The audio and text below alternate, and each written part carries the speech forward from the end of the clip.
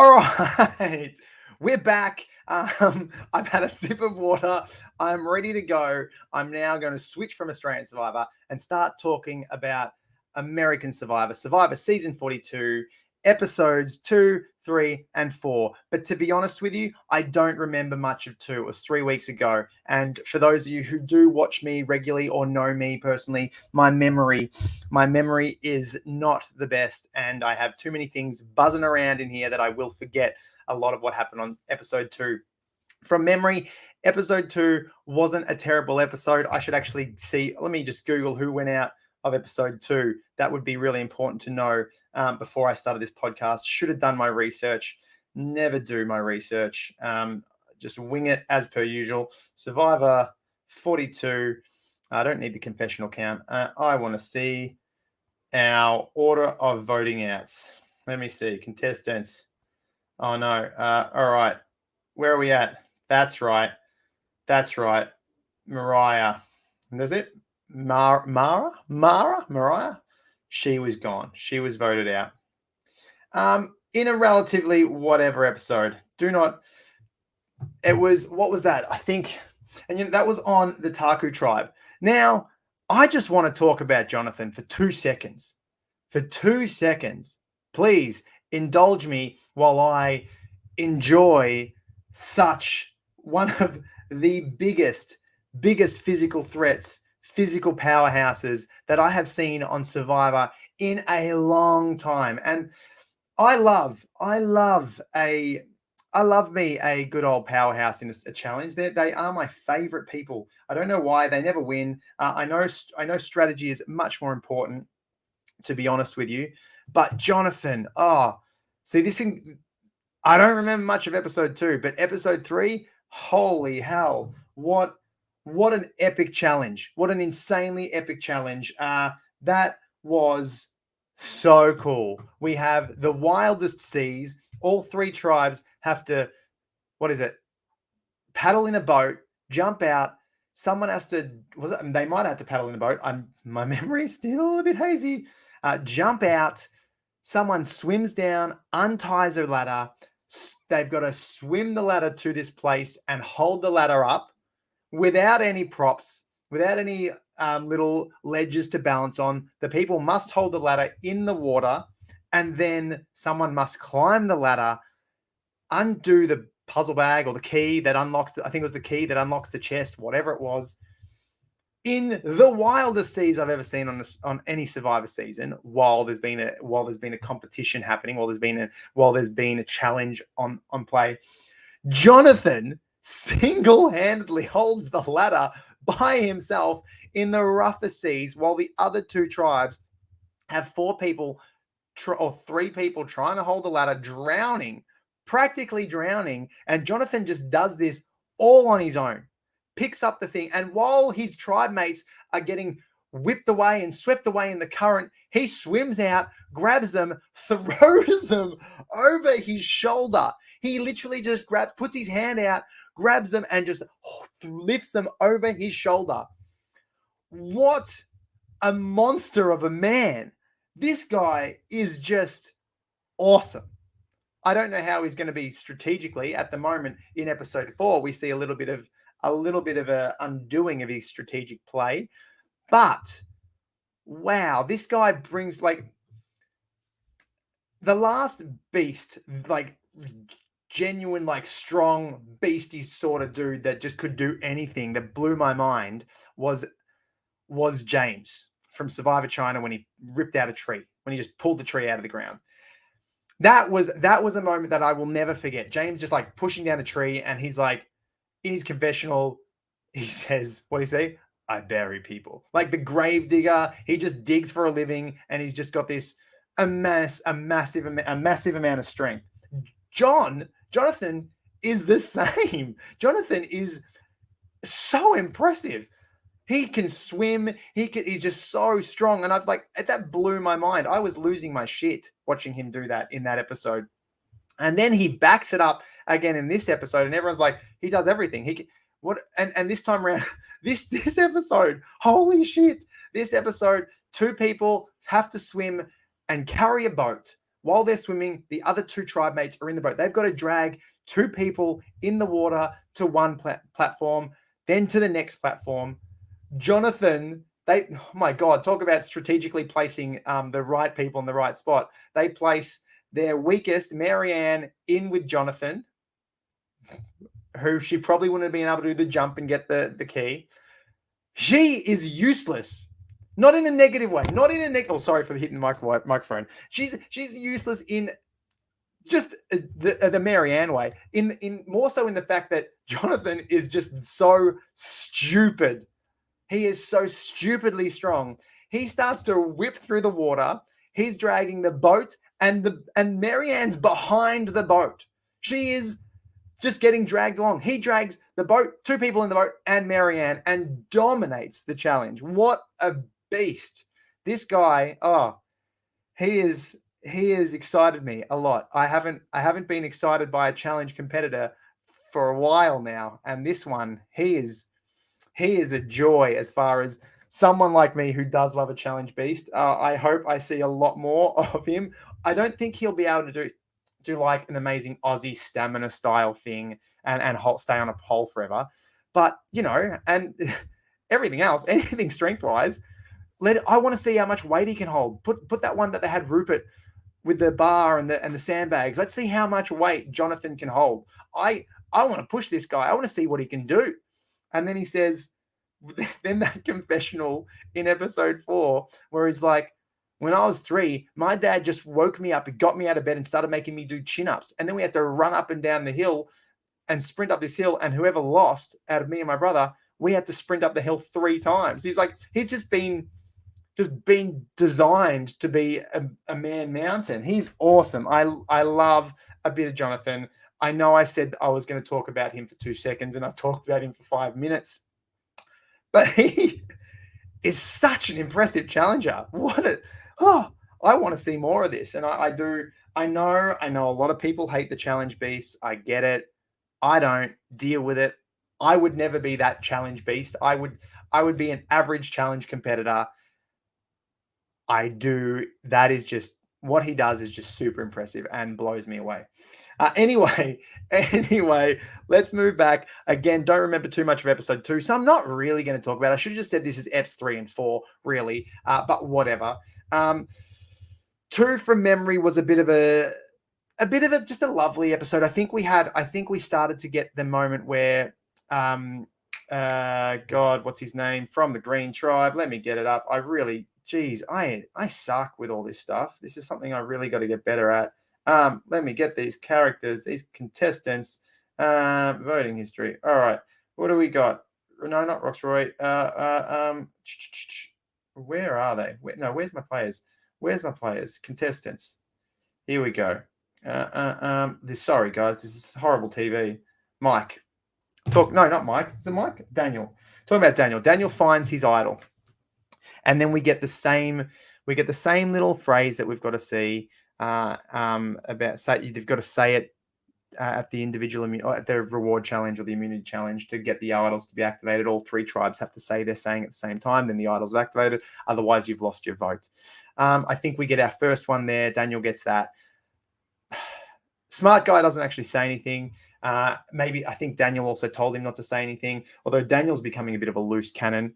In episode 3, we see Daniel really paranoid about this idol. And Daniel seems to be a little bit like me with his forgetfulness. He loses things all the time. Gets the idol off Daniel to have a read through everything. Comes back without the idol.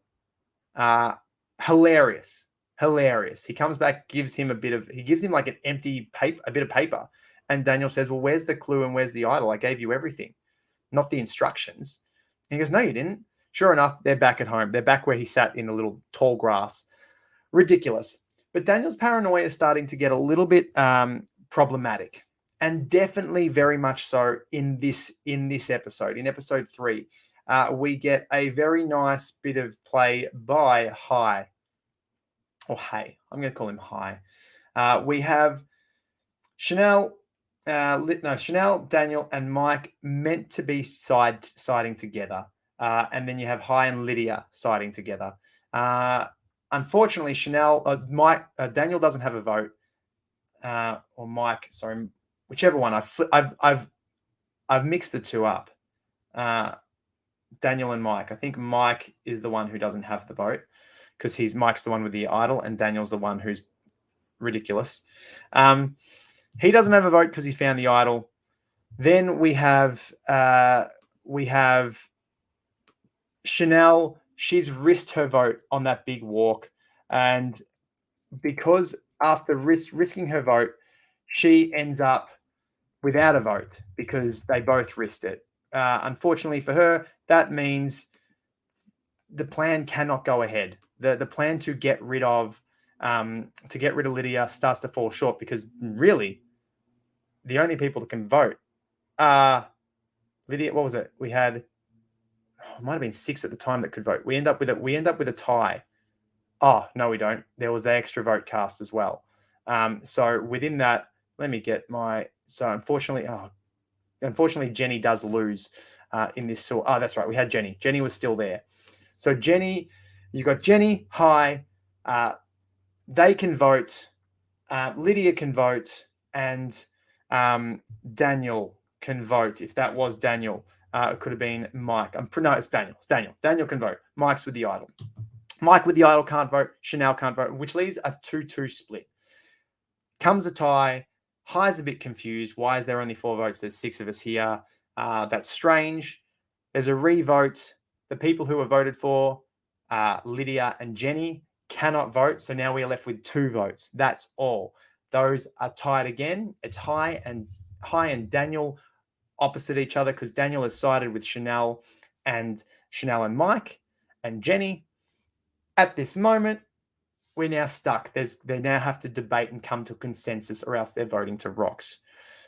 We see Daniel's paranoia go through the roof. Daniel's fear of going to rocks go through the roof.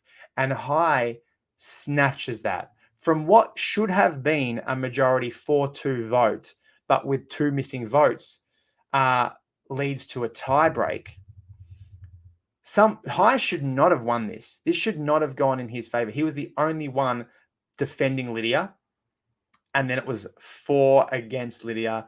And then Daniel flips because of the fear of going to rocks. Daniel flips. And by flipping, he also starts to get a bit paranoid, starts throwing everything, throwing names, throwing Chanel under the bus, saying it was her fault. She lied to me. I don't know where that came from, that sheer panic. And for someone who is meant to be a lawyer, should be able to be on top of those stressful situations, crumbles like an old biscuit. I don't have anything that crumbles very well. He crumbles under the pressure very, very easily. Hai walks away, says, I'm not going to change my vote. You want to go to rocks? You better go to rocks or else you vote with me. You vote for me because no one else can vote here because they don't have a vote. Because Mike and because Chanel have lost their vote, they're out. The other 2 have been voted for. They're out. It only leaves these 2. A really interesting situation that we haven't seen before. And possibly the joy of such a small tribe, because I don't like starting with small tribes, but this is the first time you do see quite a bit of strategic play happening here. And Hai senses he outranks or has a lot more courage than Daniel and stands strong. Daniel has no other choice. He doesn't want to go to rocks. He flips across. Jenny goes home. Lydia survives. Come into today's episode, or yesterday's episode. I just watched it a little while ago. So it's the freshest. It's the freshest an episode's been for me. Yes. Although I did just talk about Australian Survivor. So now I've probably forgotten it all. So we get the start of the episode with that, the repercussions of that. And Daniel is like, I don't want to talk about it tonight. It's been a long night. We're all emotional. Let me go to bed and we'll talk about it in the morning. Chanel's having none of this because Chanel's like, hang on a second, not happening. You just said a whole heap of crap that makes no sense and made me look horrible where you were on my side and now you had a bit of a panic attack. So we get a bit of drama at night. In the end, Hai is like, I was blindsided. It was the only one who should be upset is Lydia because Lydia went through that hellhole. It calms down. We end up getting a nice little moment for Hai to take another opportunity and get a number. He's strong with Lydia. That's it. He's proven his strength with Lydia very, very easily. Now we've got Mike on the outs, who has been also thrown under the bus with the idol and all, and his no vote has been revealed. Very easy for High to go over to Mike and go, hey, this Daniel kid, he's a loose cannon, he's useless. Come over to us. I'm tight with Lydia. Do you want to be tight? We can at 3 versus 2, especially in such a small tribe. It's an easy pitch because right now Chanel has lost a lot of trust in this moment, and Daniel have lost a lot of trust. These two people are people you probably don't want to work with. They're a little bit poisonous at the moment. If you touch them, it's probably going to be bad for you, and you want to get off this sinking ship real quickly. And this is what happens, which is a nice moment for High. You see, he was completely confused and by the lack of votes, and you see it in that face. They had that meme started popping up of him trying to calculate what the hell's going on in this tribal. Somehow wins, somehow comes out the victor, comes out with the numbers, with the other 3 that should have stayed strong are now disintegrating around each other, and he starts to pick up the scraps. Very easy for him to take him and Lydia off the chopping block and throw the other 2 on. This is something we hear Sandra do back in the early days of her, I think it was, where she's like, if I'm on the block, I want 2 other people. I want to take my name off the chopping block and I want to put 2 other people on there.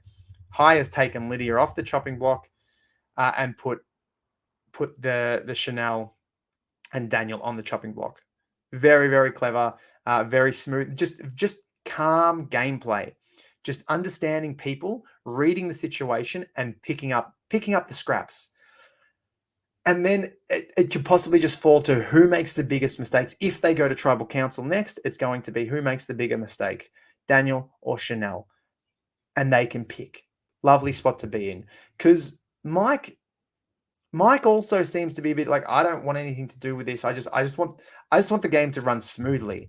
I am not equipped to deal with the craziness that happened last night. Jumping on board with a very calm, collected High, who was in so much control, really, really works for what he needs as well as a person. So we see that happen. They do not go to tribal. Obviously, was it Vati? Which tribe? Oh, God, Taku. Taku do not go to tribal because they've got the amazing Jonathan, who can just do everything. They also win reward. They get their 10 fish, and this is the part that exposes Jonathan a little bit for his strategic weakness. They have to unplat the rope, and everyone that Ica and Vati are twisted and moving around each other, whereas Vatu just kind of leapfrog each other. And it's a really smooth process, under, over, much like when you do a plat, exactly the same. They just undo the plat. Very easy, dominate that challenge, win their 10 fish. However, at the end of it, you get someone like Tori on the Ica tribe saying, we can't compete with this Goliath over here. We can't compete against someone like that. It's not fair. Having a little bit of a whinge. Yet this tribe, this challenge specifically, was the majority of it where it came undone was literally undoing the plat. No strength required there at all. Just communication, just clear, precise communication, which the other tribes do not have. There's a lot of friction in the other tribes, and that is showing.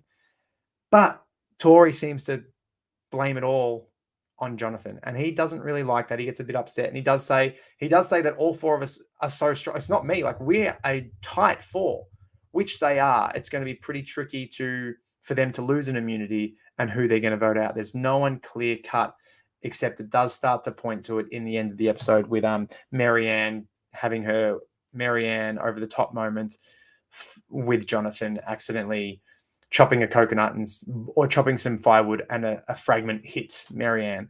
That might cause a rift, might make it easy to vote someone out in a tribe that seems to be pretty tight. One move, one option, gone. However, that doesn't happen again this time around. We might see that next week, but I could go to tribal, and it's pretty much meant to be a Tory vote out, a pretty straightforward Tory vote out. But Swathi makes these horrible maneuvers by trying to. I'm sure I've got all these people on here somewhere on my phone, Let me see. I know I've got these documents here. But Swathi makes this move. Here we go. Ica. I'm going to bring it up. No, that's not Ica. That's Jeff Probst. Is that another? Here we go. Here we go. Let's get this up. I'm going to share this so it makes a little bit more sense. No, not a slide. Oh, geez, I should have done this. God, I got to get share screen. I want to share this.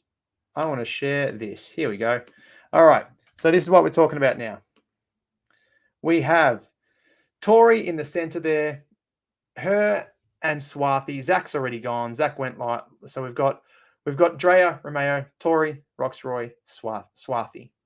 Now, here, what we have is Tori clearly on the outs. Tori is very much so on the outs here.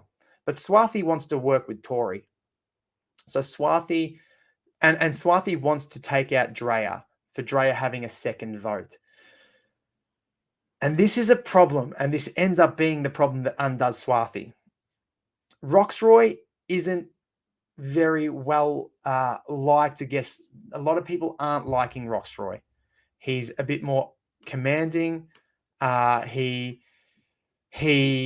is telling people what to do, telling them there's this way, and he's just rubbing people the wrong way. So Roxroy is very much rubbing Tori the wrong way. Tori does not like Roxroy at all. Doesn't want to work with him in the slightest.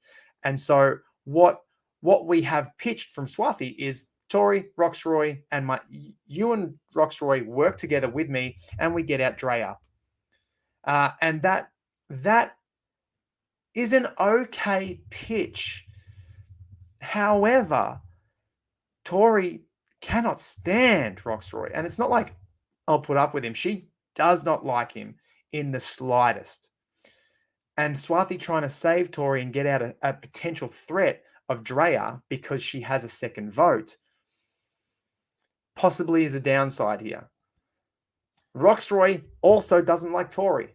So you're putting two people that don't like each other together that you have to trust them with information that you are giving them. You are giving them the information that Drea has an extra vote to Tori, to Roxroy, and Tori ends up telling Roxroy about the extra vote and all this stuff. That did you know this? Because information is power, and if you give that information, put that information in the wrong hands, which is pretty much everybody. You don't want to put that information in anybody's hands.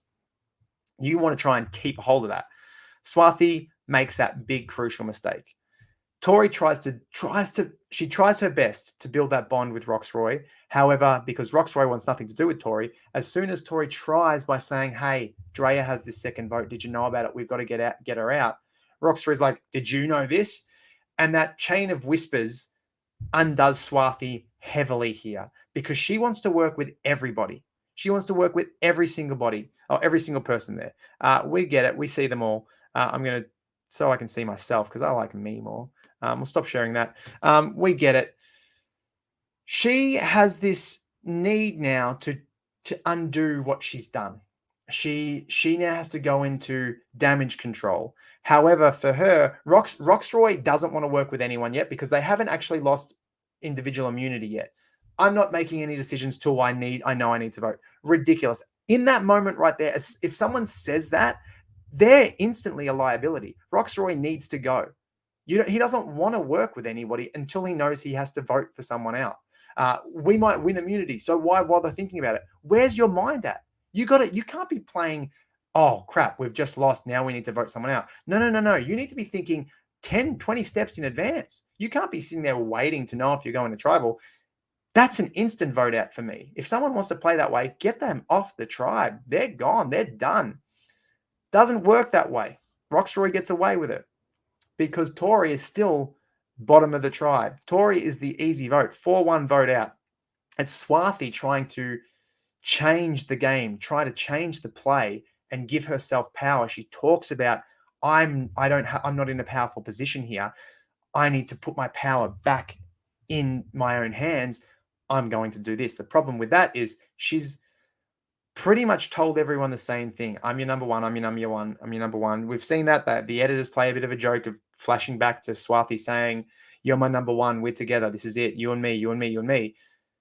To show that that's what she was doing. And that unfortunately is always going to undo you at some point in time. You expose a weakness by just telling everyone what they want to hear, because in turn, you've told them what everyone wants to hear, is that we don't know what you actually want. We don't know where you sit. We can't trust you because you've told us all the exact same thing. And that's a bit of a problem. I know there are multiple moments in the game where you are trying to solidify different relationships, different alliances. But if you do it with everyone, generally that's a red flag, a very, very big red flag. And she does that here. And luckily for Tori, who was definitely one of out done and dusted, she actually gets a second chance because of Swathi trying to wrestle control back into her own hands. And this is what especially this season 42 and 41 of Survivor have shown so far, is it doesn't matter. You don't need the power. You just need to not be on the bottom. Like, if you don't control a vote, that's not going to lose you the game. No way will that lose you the game. But people seem to want to play so aggressive and so fast because Jeff says it's a faster Survivor. This is it. We're going in. Everything's going to be more intense. There's not going to be any food. Gameplay is much quicker. No, it isn't. It's the same. It's the same. In fact, it's actually slower. You really need to slow down the gameplay because you're in 3 tribes of 6. You're very vulnerable. One bad mistake, that's it. You're done and dusted. And Swathi hasn't seen that. Swathi wants to be in control. Swathi pulls herself, grabs control, grabs the reins, and unfortunately rides herself off the cliff. That big mistake, meaning you've said everything to everyone. We can't trust you. We don't even know who you are anymore. You're out. Much to the disappointment of Roxroy, he unfortunately wasn't able to. He doesn't have any control, and he's not happy about the vote. And we see that at the end. We see that little moment when Swathi goes, Tori stays, and Roxroy makes this little frustrated thing, and Tori rolls her eyes. Again, reason why those two could never work together. And that pretty much wraps up the episodes. I think I just lost my train of thought. I might wrap that up there. I've caught up to date. Hopefully next week I can do just Survivor episode 5 and the Australian Survivor final recap. But we'll see how we go. Thanks for joining in. Thanks for watching 2 little quick off-the-cuff lives. One day, if I have a regular schedule, I will plan the lives and they will be a set time. But at the moment, that's a little while away. Oh, I should also be doing, from my knowledge, Riley and I over in Reality Pop, we'll be doing Tuesday night recap of Australian Survivor, wrapping us up. And hopefully Riley has promised a special guest. I tend to think it'll be just Riley and myself, but we'll be there, and then I'll try and do my ones over the week as well. Then I will have, yes, you should be watching the US one. This one is actually really good. Even if you just watch Jonathan, just watch Jonathan's challenges, please. They're amazing. He's so awesome. But there's some actually really great strategy. The end of episode 3 was really, really good. We're getting some good stuff on this one. But I'll be, obviously, once Survivor wraps up Australian Survivor, I'll just be doing American Survivor. And then I think we've got South African Survivor starting up in June. But anyway, I'll see you all next week. Thank you for jumping on board and checking in with me. Have a great day, evening, and weekend. And I'll see you all next week. Bye. Ending.